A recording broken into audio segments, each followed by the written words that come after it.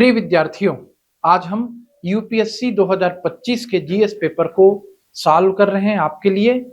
और सॉल्व करने के साथ साथ मेरा उद्देश्य है कि आप विश्लेषण क्षमता का विकास करें। यूपीएससी के क्वेश्चन पेपर को कैसे हम तार्किक तरीके से हल कर सकते हैं, किन किन क्षेत्रों पर यूपीएससी का विशेष फोकस रहता है, इन सब को जानकर समझकर आप अपनी स्टडी को सही, सार्थक और गंभीर दिशा दें। और सबसे बड़ी चीज, ट्रेंड एनालिसिस। जिसने यूपीएससी के ट्रेंड को समझा वो निश्चित रूप से यूपीएससी क्लियर कर लेगा। कैसे वो करंट के क्वेश्चन पूछता है, कैसे वो करंट रिलेटेड मुद्दों का चयन करता है, साइंस टेक्नोलॉजी में कैसे एकदम करंट की बातें लाता है, ये सारी बातों को आपको मैं इस वीडियो में समझाने का प्रयास करूंगा।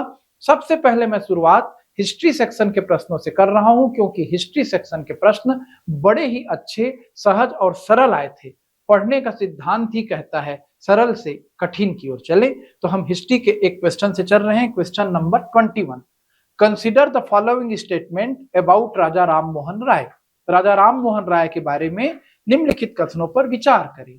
ही possessed great love and respect for the traditional philosophical system of the East। राजा राम मोहन राय को पूर्व के दर्शन पर, परंपरागत दर्शन पर बहुत ही अधिक प्यार था और सम्मान था। अब यहां पर मैं और कई वीडियो भी देख रहा था, कुछ लोगों का मानना है कि ग्रेट लव मानेंगे तो सती प्रथा वगैरह का विरोध कैसे करेंगे, वो भारत को सुधरने के लिए कैसे कहेंगे।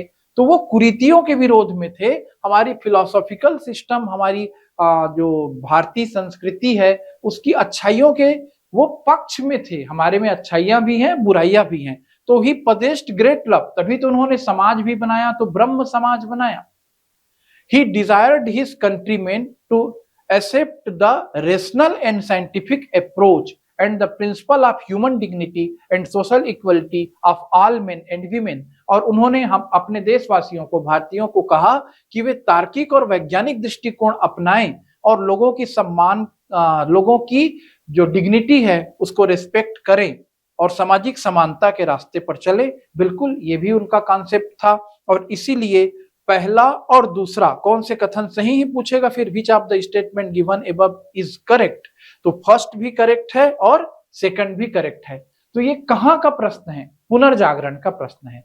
पुनर्जागरण के संदर्भ में राजा राम मोहन राय, दयानंद सरस्वती, स्वामी विवेकानंद, थियोसॉफिकल सोसाइटी इत्यादि इत्यादि संस्थाएं हम बार बार पढ़ते हैं और ये काफी इंपॉर्टेंट सेक्शन है, इसको हमें पढ़ना ही चाहिए। Consider the following subject with regard to non-cooperation program। अब non-cooperation program यानी असहयोग आंदोलन के संदर्भ में निम्नलिखित कथनों पर विचार करें। तो देखिए, राष्ट्रीय आंदोलन, नेशनल मूवमेंट का प्रश्न है। प्रश्न पूछने का तरीका देखें।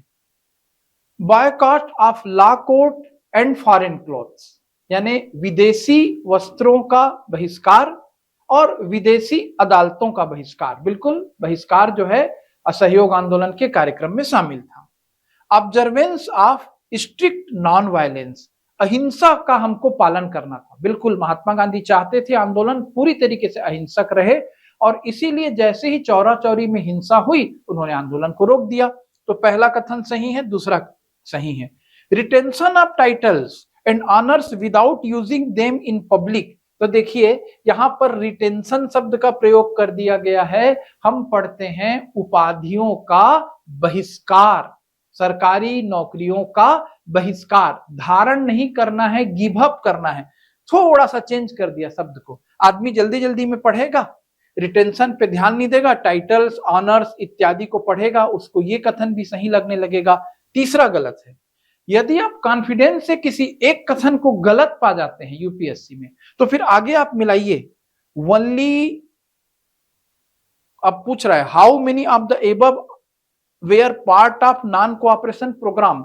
तो एक और दो तो हो चुके हैं, तीसरा नहीं है। चौथे पे आइए। Establishment of panchayat for setting disputes, settling disputes. हाँ, यदि हम अदालतों का बहिष्कार करेंगे तो उनके बदले हम अपनी पंचायतों का स्थापना करेंगे जहां हम अपने विवाद को निपटाएंगे। तो कथन 1 सही है, कथन 2 सही है, कथन 4 सही है। तो only 3। Answer will be C. आगे बढ़ते हैं, question number 23। The irrigation divide called araghatta was. अरघट क्या था? तो अरघट का बार बार हम हिस्ट्री में प्रयोग पढ़ते रहते हैं। ये एक सिंचाई का साधन था। इस तरीके से एक घूमने वाली व्यवस्था होती थी जिसमें घड़े लगे रहते थे। घड़े नीचे जब जाता था वो सिस्टम नीचे, तो घड़ों में पानी भरता था और घूम करके ऊपर आता था, तो घड़े उन पानी को खाली करते थे।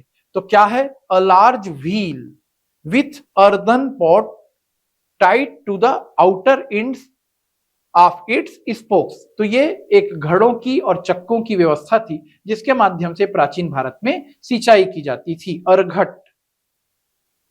Question number 24।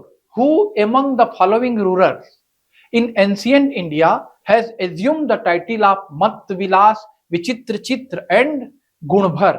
तो मत्त विलास प्रहसन किसकी रचना है?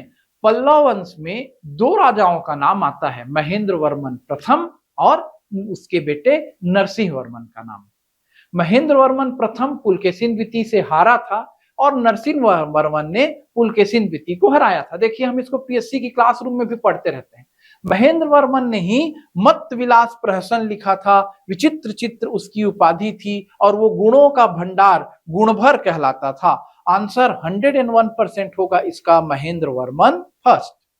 तो हिस्ट्री के क्वेश्चन आपको लग रहा है कि आप गंभीरता से पढ़ रहे हैं, तो आपसे बन रहे हैं। Question number 25। Fahien the Chinese pilgrim travelled in India during the reign of. तो फाहियान किसके समय भारत आया? इससे सरल कोई प्रश्न यूपीएससी में हो नहीं सकता। आंसर होगा चंद्रगुप्त द्वितीय विक्रमादित्य के समय।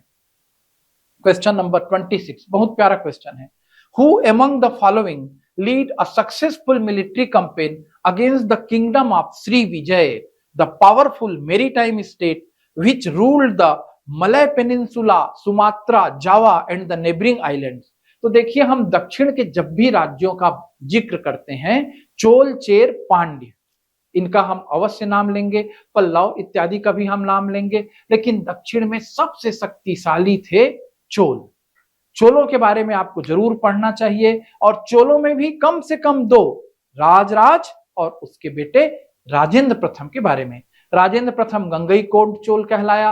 राजराज ने आधे श्रीलंका को जीता, राजेंद्र प्रथम ने पूरे श्रीलंका को जीत लिया, गंगा घाटी को जीत लिया। और जो ये शैलेंद्र साम्राज्य, श्री विजय साम्राज्य की बात हो रही है, नीचे दक्षिण में जावा, सुमात्रा, बोर्नियो, मलाया यानी भारत की समुद्री सीमा को आज की सीमा से आगे बढ़ाते हुए विजय अभियान किया था 101% राजेंद्र फर्स्ट चोल ने। अब यहां पर इस प्रश्न में तो कंफ्यूजन भी क्रिएट नहीं कर रहा है, यूपीएससी एकदम आपको खेलने के लिए गेंद दे रहा है। राष्ट्रकूटों ने काम नहीं किया है, सबसे शक्तिशाली सेना चोलों की थी, सबसे शक्तिशाली साम्राज्य विस्तार चोलों ने किया है, तो आप राष्ट्रकूट, काकतीय, होयसल को डिलीट मारें, आंसर चोल देख करके ही बन जाएगा। जिसके मन में राजराज और राजेंद्र में यदि कंफ्यूजन होगा, सबसे बड़ी जरूरत रहती है यूपीएससी का पेपर या कोई भी पेपर हल करते समय दिमाग को शांत रखने की। एकदम शांत और रिलैक्स होकर के आपको प्रश्नों को हल करना रहता है। Question number 27। With reference to ancient India consider the following pairs. अब इसमें महाजनपदों का नाम पूछा गया है और महाजनपदों से संबंधित नदियों का नाम पूछा गया है कि वो किस नदी के तट पर थे। पहला महाजनपद लिखा है अस्मक, तो हम इसको बार बार 16 महाजनपदों में फोकस करके पढ़ते हैं। एकमात्र महाजनपद जो दक्षिण भारत में था वो अस्मक था, और अस्मक गोदावरी नदी के तट पर था। तो अस्मक गोदावरी ये मैच कर रहा है। काम्बोज ये विपाशा या व्यास नदी के किनारे था, तो काम्बोज है कहां? काम्बोज, तक्षशिला ये भारत से बाहर है, हम पढ़ते हैं अफगानिस्तान वाला रीजन। तो एक चांस नहीं बन रहा है कि ये व्यास नदी के किनारे होंगे। ये पंजाब और जम्मू कश्मीर के क्षेत्र की नदी है, झेलम, रावी, व्यास, चिनाब, सतलज। तो क्वेश्चन मतलब जो इसका विकल्प 2 नंबर का जो काम्बोज का जो इधर मैच करना है गलत हो सकता है, ऐसा मैं आपको बोल रहा हूं, हो सकता है बोल रहा हूं, आपको मन में कंफ्यूजन आएगा। एक तो सही हो गया। अवंती महानदी के किनारे था, हो ही नहीं सकता, महानदी तो छत्तीसगढ़ में है। अवंती यानी उज्जैन, और उज्जैन किस नदी के किनारे है? शिप्रा नदी, ये 100% गलत हो गया। कोसल, कोसल मतलब अयोध्या। अब अयोध्या को आप नहीं बोलोगे या भूल जाओगे तो कैसे यूपीएससी निकलेगा? उत्तर कोसल, दक्षिण कोसल। कोसल यानी अयोध्या, और अयोध्या किस नदी के किनारे है? सरयू। तो आप देखें 3 तो 100% गलत हो गया, 1 और 4 ये 100% सही हो गया। अब क्या पूछ रहा है? How many of the pairs given above are correctly matched?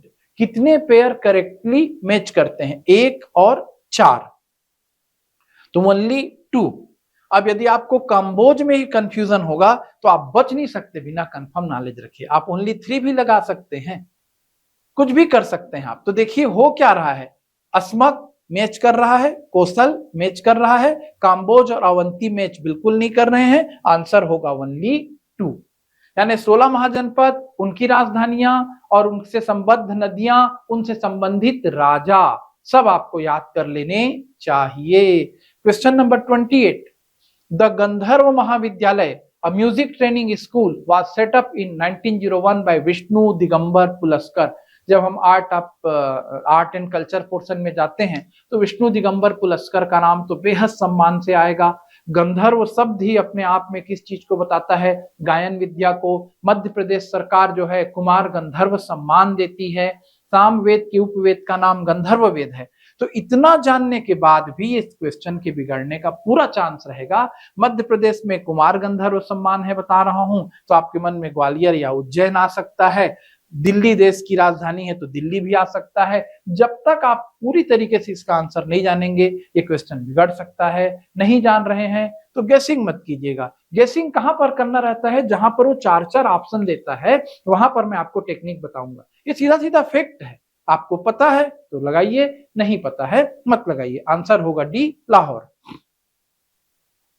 Question number 28, इस पर भी समझिएगा। मौर्य प्रशासन आपको हमेशा पढ़ना है, हमेशा। मौर्य प्रशासन, शेरशाह सूरी का प्रशासन, आजकल मध्यकालीन भारत को लगभग विलुप्त किया जा रहा है। तो मौर्यकालीन प्रशासन, गुप्त काल में कला संस्कृति का विकास, है ना, ये सब आपके सेक्शन दिमाग में रहने चाहिए। Ashokan inscription suggest that the Pradeshika, Rajjuka and Yukta were important officers at the. Ashoka के अभिलेखों में 3 अधिकारियों का उल्लेख मिलता है। कौन कौन से 3 अधिकारियों का मिलता है? युक्त, रज्जुक और प्रादेशिक। और मैं आपको स्पष्ट और पूरी जिम्मेदारी से बता रहा हूं कि जिला स्तर के अधिकारी थे। रज्जुक रस्सी लेकर भी चलता था जिससे वो भूमि की पैमाइश से संबंधित कार्यों को भी देखता था। प्रादेशिक को देख करके, इस शब्द को देख करके आप प्रदेश स्तर पे मत लगाइएगा, ग्राम स्तर पे हो नहीं सकता। ये अच्छा प्यारा क्वेश्चन है। युक्त, रज्जुक, प्रादेशिक अशोक के समय के अधिकारी हैं और वो किस लेवल के हैं? डिस्ट्रिक्ट लेवल एडमिनिस्ट्रेशन के अधिकारी हैं। Consider the following statement in respect of the non cooperation movement. UPSC ने नॉन कोऑपरेशन से 2-2 प्रश्न दे दिए, कोई बात नहीं, हो सकता है अगली बार सिविल डिसोबीडियंस से दे। So the Congress declared the attainment of Swaraj by a legitimate and peaceful means to be its objective। तो कांग्रेस ने असहयोग आंदोलन के समय घोषित किया था भाई कि हम क्या करेंगे? स्वराज्य की प्राप्ति करेंगे वैधानिक और शांतिपूर्ण तरीके से। बिल्कुल महात्मा गांधी के नेतृत्व में था, वैधानिक और शांतिपूर्ण तरीका ही अपनाया जाने की घोषणा की गई थी। पहला एकदम करेक्ट है। दूसरा आप गंभीरता से पढ़ेंगे तब आपसे बनेगा दूसरा statement. It was to be implemented in stages with civil disobedience and non-payment of taxes for the next stage only if Swaraj did not come within a year and the government resorted to repression। तो आप समझिएगा इसको। एक पहला आंदोलन है यहाँ पर असहयोग, दूसरा आता है सविनय अवज्ञा। दोनों में अंतर समझिए। असहयोग, नॉन कोऑपरेशन का मतलब ब्रिटिश गवर्नमेंट के प्रति उदासीनता, उपेक्षा दिखाना, बायकॉट करना। उन्होंने अदालतें बनाई हैं, हम अंग्रेजी अदालतों में नहीं जाएंगे। उन्होंने शिक्षण संस्थाएं बनाई हैं, हम अंग्रेजी शिक्षण संस्थाओं में पढ़ने नहीं जाएंगे। ये असहयोग है। और सविनय अवज्ञा क्या है? हम कानून को तोड़ेंगे। उन्होंने कहा है कि आप नमक नहीं बना सकते, हम बनाएंगे, विनय पूर्वक कानून को हम तोड़ेंगे। ये दोनों में अंतर था। तो सविनय अवज्ञा आंदोलन 1930 में चला है, लेकिन सविनय अवज्ञा का कॉन्सेप्ट महात्मा गांधी के दिमाग में 30 में आया ऐसा नहीं है, पहले से था। उन्होंने असहयोग आंदोलन के समय में ही घोषणा की थी कि पहले चरण में हम असहयोग के रास्ते में रहेंगे और बाद में हम सिविल डिसोबीडियंस में चले जाएंगे यदि हम 1 वर्ष में स्वराज्य का लक्ष्य नहीं पा सकेंगे। तो ये काफी गंभीर और अच्छा प्रश्न है, इसमें आंसर होगा सी। फर्स्ट स्टेटमेंट भी करेक्ट है और सेकंड स्टेटमेंट भी करेक्ट है। अब आइए हम बढ़ते हैं अन्य प्रश्नों की ओर। तो साइंस एंड टेक्नोलॉजी के प्रश्न हैं। शुरुआत में अब मैं पहले प्रश्न से जा रहा हूं, ये सेट बी है मेरे साथ। मैंने सेट बी से आपको प्रश्न हल कराना शुरू किया है। मैंने पहले हिस्ट्री के प्रश्न लिए। मुझको अभी तक के यूपीएससी के इतिहास में हिस्ट्री के सबसे सरल प्रश्न लगे। जितने भी प्रश्न आए थे उनमें से कुछ एक को छोड़ दें तो आपसे सारे प्रश्न बनने चाहिए, ऐसा मेरा मानना है। और आपसे नहीं बन रहा है मतलब आप अपने अध्ययन में कुछ कमी कर रहे हैं, इसे आप और बढ़ाएं। एक चीज और मैं आपको बता रहा हूं, जब भी हम यूपीएससी की बात करते हैं तो आपको यूपीएससी निकालने के लिए हिस्ट्री अच्छे से फोकस करने की जरूरत नहीं है। पढ़ना है, अच्छे से पढ़ना है बड़ी और महत्वपूर्ण चीजों, साथ साथ संविधान अच्छे से पढ़ना है कॉन्सेप्ट के जैसा। इकोनॉमी किसी हालत में नहीं छोड़ना है। इकोनॉमी के बड़े अच्छे सेक्शन रहेंगे, चर्चा में आता जाएगा। आपको एक्स्ट्रा जरूर पढ़ना है इन्वायरमेंट वाला पोर्शन।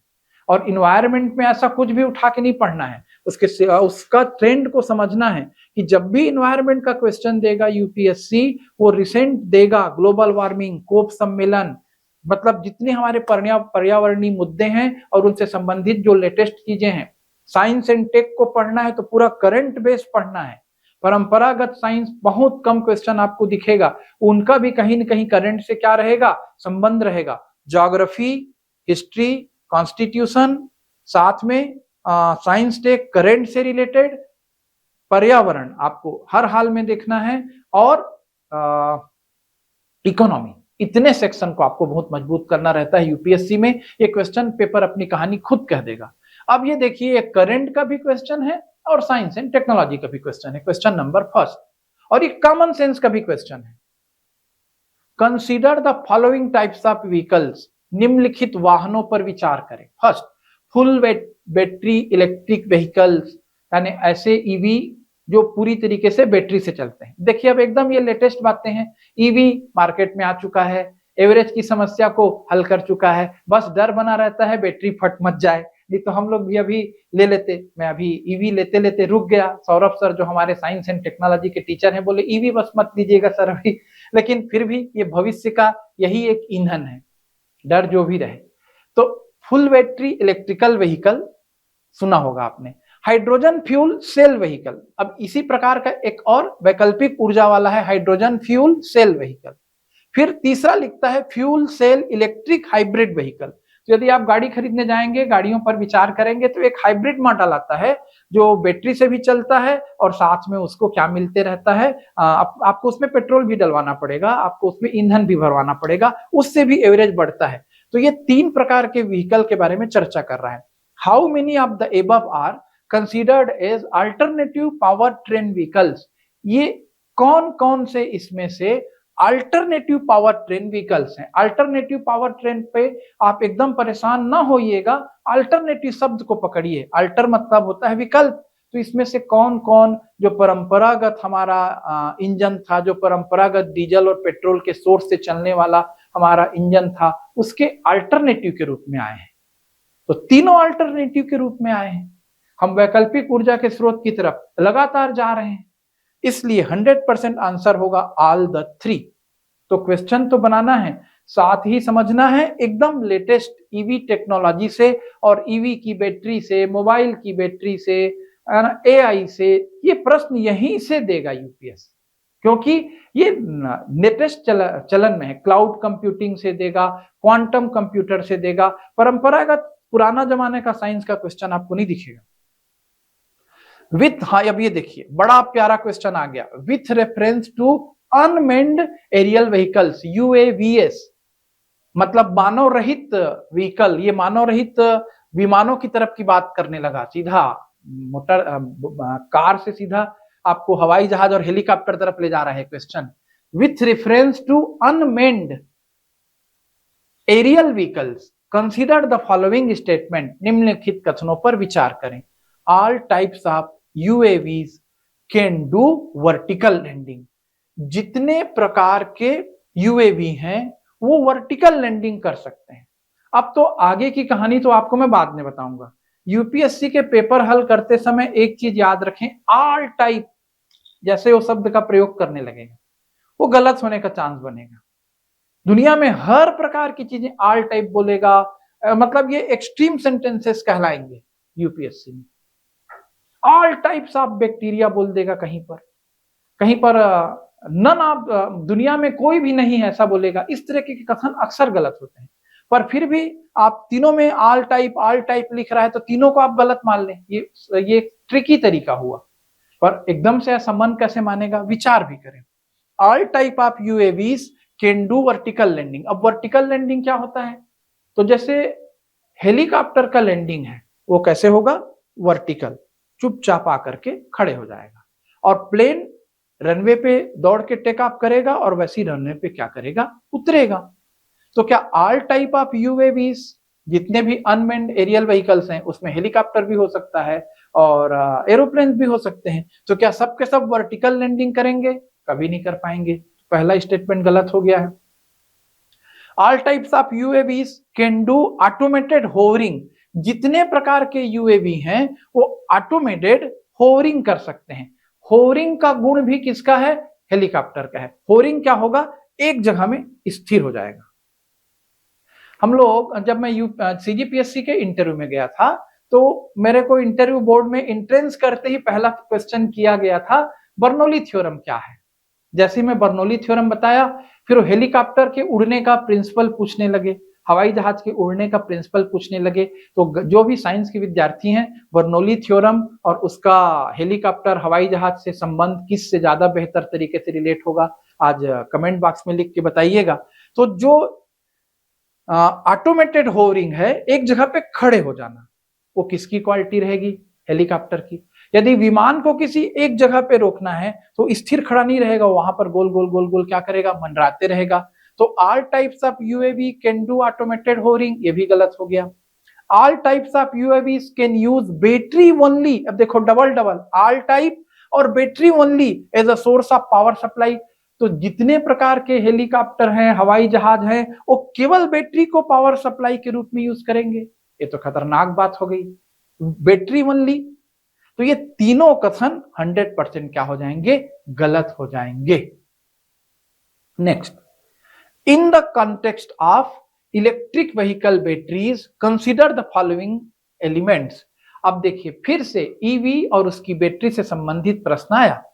तो अब ऊपर से प्रश्न पूछ रहा है, कोबाल्ट, ग्रेफाइट, लिथियम, निकिल जैसे धातुओं का नाम दे रहा है, जिसमें से आपने इस संदर्भ में लिथियम का नाम सुना है। बाकी धातु भी बैटरी उपयोग में काम आती हैं। इसमें से पूछ रहा है, how many of the above usually make up the battery cathode. Battery में एनोड और कैथोड होता है, ये भी जानते हैं। तो इसमें से यूजुअली किसको हम कैथोड बनाने के लिए यूज करते हैं, इसमें से 3 का यूज करते हैं। अब आपके लिए मैं इस प्रश्न को होमवर्क दे रहा हूं कि किसका हम यूज नहीं करेंगे, आप मुझे कमेंट करके बताइएगा। क्वेश्चन नंबर 3, आगे बढ़िए। Consider the following. अब ये फिर से ये पर्यावरण से संबंधित या लेटेस्ट साइंस टेक्नोलॉजी से संबंधित बातों को मिला करके बनाया गया क्वेश्चन है। Consider the following, cigarette butts, यानी क्या बोलना चाहिए, सिगरेट में जो फिल्टर के पास का इलाका है उसको सिगरेट बट बोलेंगे। आई ग्लास लेंसेस, ठीक, आंख का जो चश्मा है उसमें जो लेंसेस होते हैं, और कार टायर्स। तो आप तीनों चीज समझ गए, cigarette butt, eye glass lenses और car tyre. How many of them contain plastic, इसमें से कितने में प्लास्टिक का यूज होता है। अब इसमें सबसे खतरनाक बात है, आप सोचेंगे या जानेंगे तो बनेगा, कॉमन सेंस में आपको लगेगा कि सिगरेट बट में कहां प्लास्टिक होगा, लेकिन माइक्रो प्लास्टिक रहता है। वो पर्यावरण प्रदूषण का एक बड़ा कारण है। जानते हो कि आप प्लास्टिक कभी भी कहां जाकर के नहीं मिलता, बायो मतलब पर्यावरण में कभी भी नष्ट नहीं होता, ये उसकी बहुत बड़ी चुनौती है। तो सिगरेट के बट्स भी पर्यावरण के लिए चुनौती है, उसमें माइक्रो प्लास्टिक है। आई ग्लास लेंसेस में आधुनिक टेक्नोलॉजी का प्रयोग करते हुए हम प्लास्टिक का यूज कर रहे हैं, बेहतर विजन और उसको बहुत हल्का और भी एडवांस बनाने के लिए। और कार टायर्स में आपको नहीं लगता होगा कि प्लास्टिक होता है, पर उसमें भी प्लास्टिक होता है। ये साइंस और मॉडर्न टेक्नोलॉजी को मिला करके बनाया गया क्वेश्चन है। आंसर होगा सी, यानी तीनों में किसका प्रयोग हो रहा है? प्लास्टिक का प्रयोग हो रहा है। Consider the following substances, ethanol, nitroglycerine, urea. अब ये साइंस का एकदम टेक्निकल प्रश्न है, ना बने अफसोस नहीं करना है। Coal gasification technology can be used in the production of how many of them.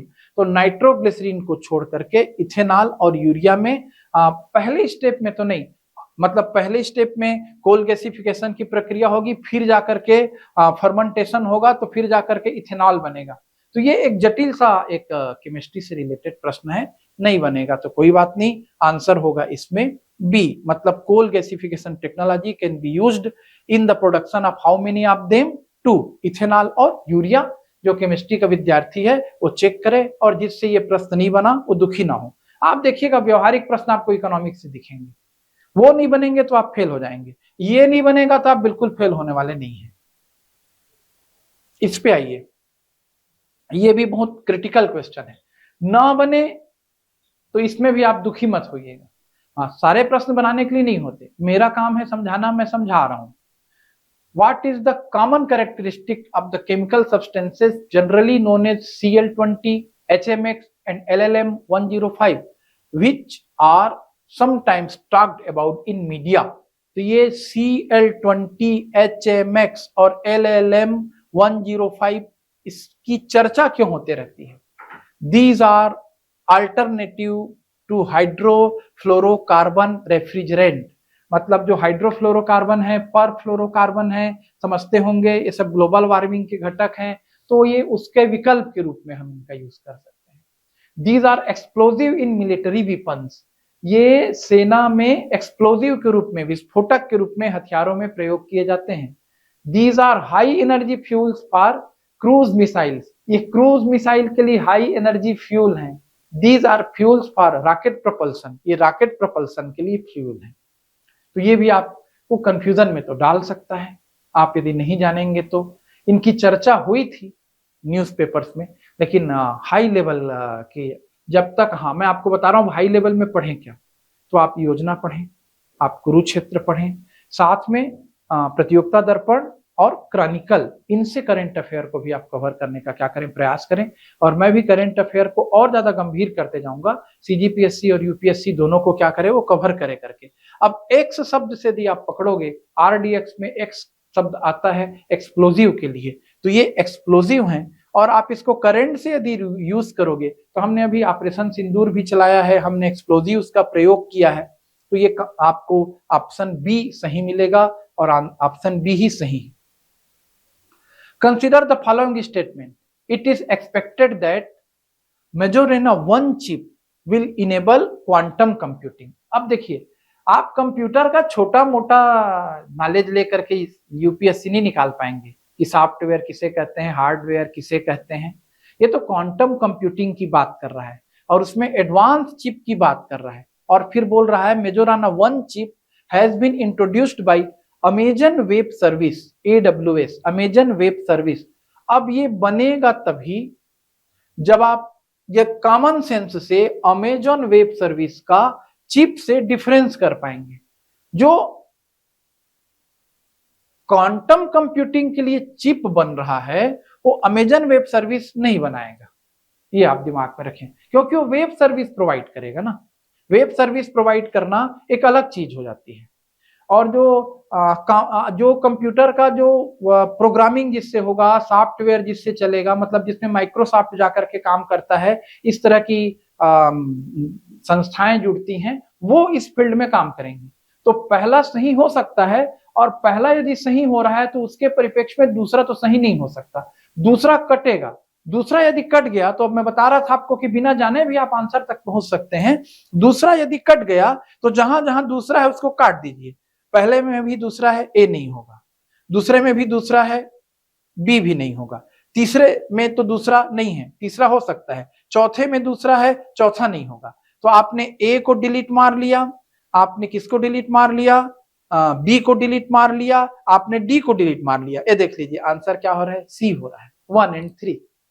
3 को आपको पढ़ने की भी जरूरत नहीं पड़ी, पढ़ के देख लीजिएगा। Deep learning is a substance to machine learning, समझते रहिएगा। कंप्यूटर से संबंधित प्रश्न है लेकिन हाई टेक्नोलॉजी। अब देखिए 8वां प्रश्न साइंस एंड टेक्नोलॉजी का, कहां जाकर के आपको ये कॉन्सेंट्रेट करा रहा है, with reference to monoclonal antibody. अब ये मोनोक्लोनल एंटीबॉडी पर चला गया। क्यों गया मोनोक्लोनल एंटीबॉडी पे? क्लोन में मोनो शब्द जुड़ा है ना, अपना प्रतिरूप तैयार होगा लेकिन मोनो एक जैसा प्रतिरूप तैयार होगा, वो भी समझ में नहीं आ रहा है तो एंटीबॉडी शब्द आपको समझना चाहिए। एंटीबॉडी एंटीजन, इसका कॉन्सेप्ट आपको पता होगा, हमारे शरीर की प्रतिरक्षा प्रणाली से जुड़ा हुआ है ये। और एंटीजन एंटीबॉडी से प्रश्न क्यों नहीं आएगा? क्योंकि कोरोना वायरस से अभी हम क्या हुए हैं, लड़के हटे हैं। तो आपको पूरा उस सेक्शन को वायरस, बैक्टीरिया, एंटीजन, एंटीबॉडी हमेशा के लिए तैयार कर डालना है। तो with reference to monoclonal antibodies often mentioned in news, consider the following statements. समाचार पत्रों में मोनोक्लोनल एंटीबॉडी की अक्सर चर्चा होती है। उस मोनोक्लोनल एंटीबॉडी के संदर्भ में निम्नलिखित कथनों पर विचार करें। They are man made protein, वे मेन मेड प्रोटीन हैं। तो जो भी आपको क्या बोलना चाहिए, बाहरी तरीके से आपको इम्यून करने के लिए बनाया जाने का प्रयास रहेगा, वो सब क्या कहलाएगा, मेन मेड प्रोटीन कहलाएगा। They stimulate immunological function due to their ability to bind to specific antigens. ये स्पेसिफिक एंटीजन से बाइंड अप करेंगे और इसी के कारण इम्यूनोलॉजिकल फंक्शन मतलब प्रतिरोधक क्षमता को बढ़ाएंगे। तो एंटीजन और एंटीबॉडी की बॉन्डिंग आपको 100% 12th लेवल से पता रहनी चाहिए।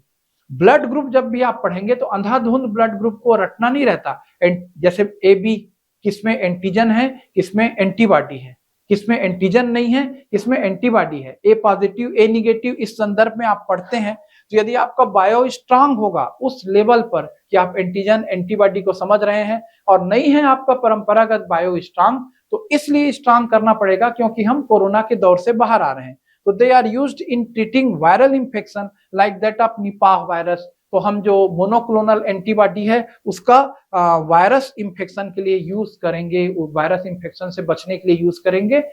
जैसे निपाह वायरस का आपने नाम सुना होगा, निपाह वायरस के ट्रीटमेंट में या उसी तरीके के अन्य वायरस के ट्रीटमेंट में हम इसका यूज कर सकते हैं। तो मुझको तीनों आंसर क्या लग रहे हैं, सही लग रहे हैं। और आप इस प्रश्न को बना पाए या ना बना पाए, आपको घर में बैठ करके अब होमवर्क करना है। हमारे इम्यून सिस्टम पर होमवर्क करना है, एंटीजन एंटीबॉडी पे होमवर्क करना है, वैक्सीनेशन के प्रोसेस पे होमवर्क करना है, कोरोना पे भी अभी आपका होमवर्क यदि बचा होगा तो करना है।